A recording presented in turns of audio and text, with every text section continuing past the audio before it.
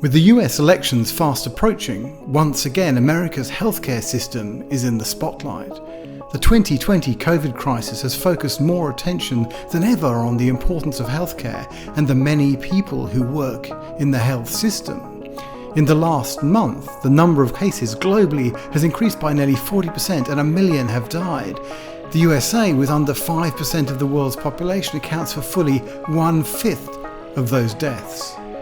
As a British-Australian dual national who's lived and worked in most of the top 30 economies, one thing that has always amazed me is the huge awareness gap between America and most of the rest of the developed world.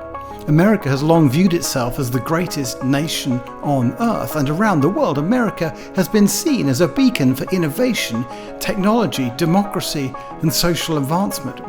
And yet, when it comes to healthcare, though America can take the credit for some spectacular innovation over the decades, for many Americans the nation's healthcare system falls a long way short of what citizens in other countries take for granted.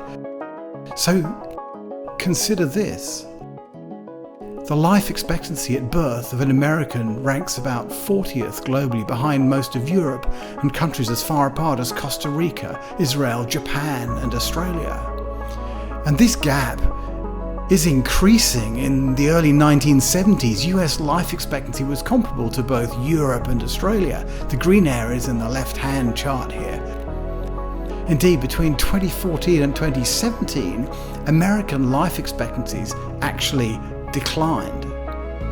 America is famous around the world for having extraordinarily expensive pharmaceuticals, as well as the highest per capita cost of healthcare in the world. Of course, there are a lot of factors at work here, but in very simple terms, Americans are spending more on healthcare and achieving worse results. And more bad news hides behind these simple averages. There are huge differences between socioeconomic groups. A 40-year-old in the top income quartile can expect to live to 87, a decade longer than someone in the bottom quartile. Unsurprisingly, there's a huge amount of discussion in the US about how healthcare is paid for. Unlike most other developed countries, there is no national healthcare program. A significant part of the population thinks that changing this system would be socialist madness outside America.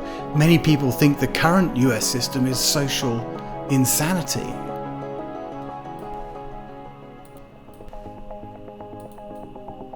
Despite these differences, there are ways that America could potentially improve its healthcare system and create new jobs at the same time by tackling another gap in the US system. And that is to extend community care to all Americans. As the population ages and some aspects of healthcare delivery are automated, think of using AI to interpret medical images, for example, there is potential for much more of the frontline healthcare burden to be taken on by community health workers. So as part of this month's Green Jobs Report, we're delighted to welcome Dr. Carolyn McClanahan from Life Planning Partners to talk about this opportunity.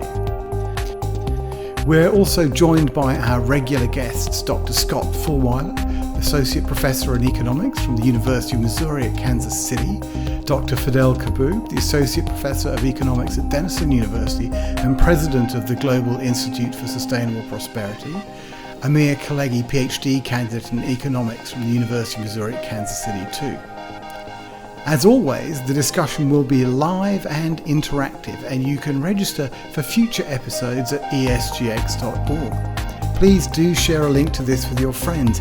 If they haven't signed up, you can just point them to live.esgx.org, where they can watch the live stream on YouTube. And if you are watching on YouTube, then please do use the like button too.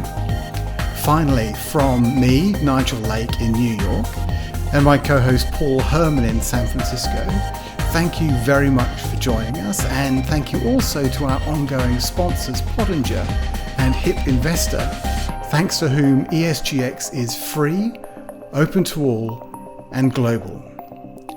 We very much look forward to the discussion. Thank you for joining us.